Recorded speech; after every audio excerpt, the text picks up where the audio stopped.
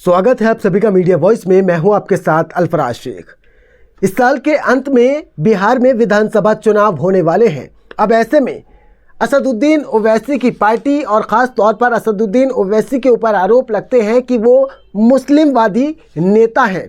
लेकिन अब असदुद्दीन ओवैसी की पार्टी ने कुछ ऐसा किया है जिससे देखकर सभी के पेट में दर्द होना शुरू हो जाएगा। जी हाँ, आपको बता दें कि बिहार में जिस तरीके से आपने देखा कि 2020 के अंदर असदुद्दीन ओवैसी की पार्टी ने 20 सीटों पर चुनाव लड़ा, जिसमें से 5 सीटें AIMIM जीतने में कामयाब रही थी। लेकिन अब 2025 के अंत में होने वाले विधानसभा चुनाव में बिहार के अंदर AIMIM करीब 50 सीटों पर चुनाव लड़ने की तैयारी कर रही है और अलग ट्रैक पर चलकर चुनाव लड़ने की तैयारी कर रही है। जिस तरीके से असदुद्दीन ओवैसी की पार्टी, असदुद्दीन ओवैसी खुद हैदराबाद के अंदर आप देख सकते हैं किस तरीके से वो काम करते हैं, और ना ही सिर्फ मुस्लिम करते हैं बल्कि हिंदू मुस्लिम सभी तरीके का वोट, सब जाति का वोट उन्हें वहाँ पर मिलता दिखाई देता है। मुस्लिम से ज़्यादा हिंदू लोग उनके जो कार्यालय है वहाँ पर लोग पहुँचते हैं और अपने जो भी उनके कामकाज होते हैं वो वहाँ पर पहुँचकर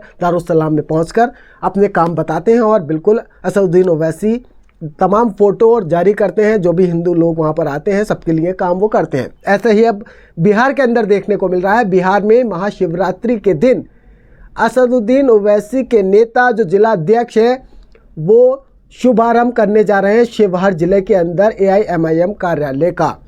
इसी को लेकर एक फ़ोटो जारी किया गया है और फ़ोटो देखकर सब दंग रह गए हैं, क्योंकि फ़ोटो ही कुछ इस तरीके का देखा जा सकता है। आप ये पहले फ़ोटो देखिए। इस फ़ोटो में आप देख सकते हैं कि एक तरफ भगवान शिव का फ़ोटो है और साथ में असदुद्दीन ओवैसी, अकबरुद्दीन ओवैसी और तमाम बिहार के और सब लोग, इम्तियाज़ जलील, जितने लोग AIMIM के नेता हैं वो उस फ़ोटो में दिखाई दे रहे हैं।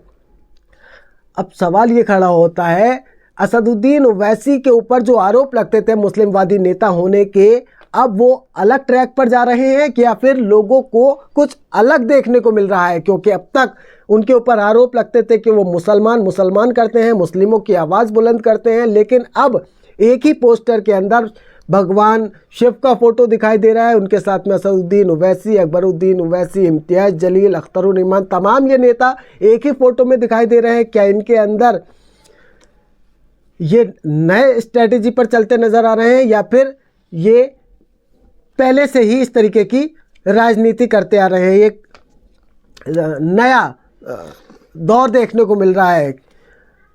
सवाल ये खड़ा होता है कि असदुद्दीन ओवैसी जो अब 50 सीटों की चर्चा चल रही है, तमाम बिहार के नेताओं के साथ में और उत्तर प्रदेश के नेताओं के साथ में असदुद्दीन ओवैसी की मीटिंग्स चल रही हैं और ख़ास तौर पर कहा जा रहा है कि पूरी मजबूती के साथ में चुनाव लड़ा जाएगा। कहीं ना कहीं कैंडिडेट भी चुने जा रहे हैं। अख्तरुल ईमान से लगातार बातचीत चल रही है ओवैसी साहब की, और किन्हें टिकट देना है और आगे आने वाले टाइम में किस तरीके से चुनाव लड़ना है। तमाम कार्यालय खोले जा रहे हैं शिवहर में। मैंने आपको फ़ोटो दिखाया है, उसमें एक साइड में जय भीम जय मीम लिखा दिखाई दे रहा है। मतलब हिंदू मुस्लिम सबको एक साथ लेकर चलने की तैयारी में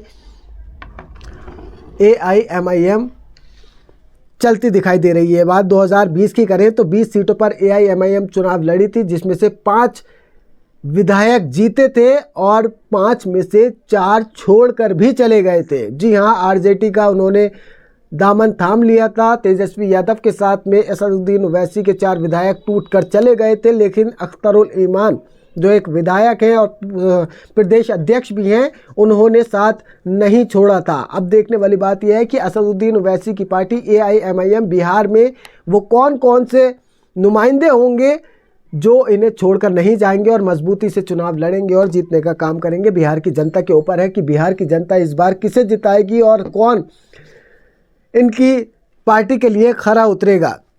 तो बिहार के शिवहर से एक बड़ी खबर आ रही है, जो कार्यालय खुलने वाला है उसको लेकर एक पोस्टर जारी किया है। पोस्टर में ओवैसी के साथ में भगवान शिव का फ़ोटो है।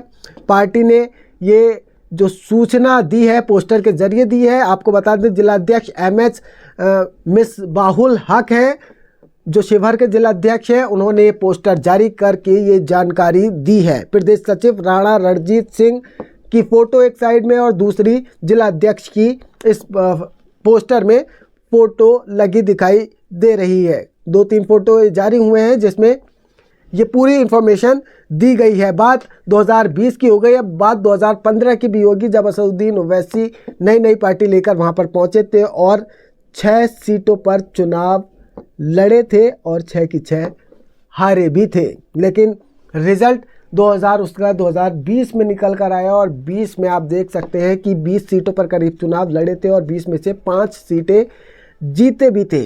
अब 20 से बढ़कर वो 50 सीटों पर चुनाव लड़ने की तैयारी कर रहे हैं। कहा यह जा रहा है कि 50 सीटों पर अगर चुनाव लड़ते हैं तो कितनी जीतेंगे, कितनी हराएंगे, कितनी जीत कर विधानसभा अपने विधायक भेजेंगे।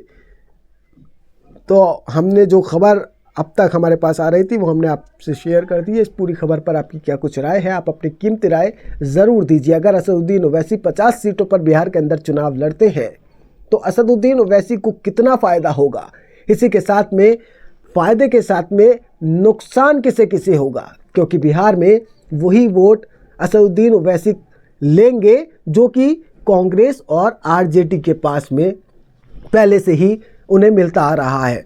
अब क्या, जब 50 सीटों पर असदुद्दीन ओवैसी चुनाव लड़ने की बात कर रहे हैं तो 50 सीटों पर क्या तेजस्वी को सीधा सीधा नुकसान होगा? क्या तेजस्वी असदुद्दीन ओवैसी से मिलकर कोई बातचीत करेंगे या नहीं करेंगे, ये तो आने वाला वक्त बताएगा, क्योंकि अभी वक्त है, साल के अंत में चुनाव होना है।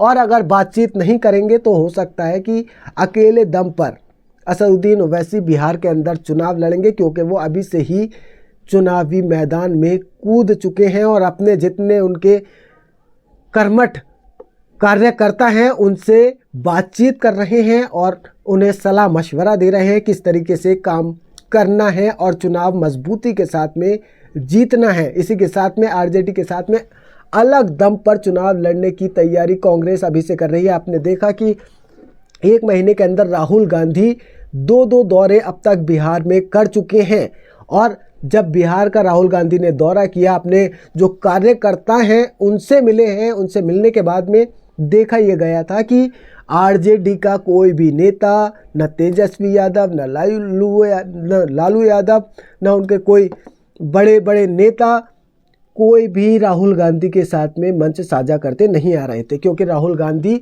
अपने नेताओं के साथ में, अपने कार्यकर्ताओं के साथ में उन्होंने मीटिंग की थी, सभा की थी एक ऑडिटोरियम के अंदर, वहाँ पर उन्होंने बातचीत की थी। लेकिन तेजस्वी यादव से बिहार में जाके ना उन्होंने मुलाकात की, ना इस पर कोई चर्चा की गई। तो आप देख सकते हैं कि अलग अलग चुनाव लड़ने की भी तैयारी चल रही है। कहा यह भी जा सकता है कि बिहार के अंदर हो सकता है अलायंस ना होकर अलग अलग चुनाव लड़ाया जाए, उसके बाद में कहीं ना कहीं साठगांठ बैठाई जाए कि आखिर एक साथ अब जो जितने कैंडिडेट जिताता है उसके बाद में कहीं ना कहीं सरकार बनने की जुगत लग सकती है। वैसे में देखने वाली बात यह होगी कि बिहार में किस तरीके से चुनाव लड़ा जाएगा और कितनी कितनी सीटों पर कौन कौन चुनाव लड़ेगा। क्या एक साथ मिलकर चुनाव लड़ा जाएगा या फिर नहीं, ये तो आने वाला वक्त बताएगा। फिलहाल इस खबर पर आपकी क्या कुछ राय है, आप अपनी कीमती राय में ज़रूर दीजिए। बहुत बहुत शुक्रिया।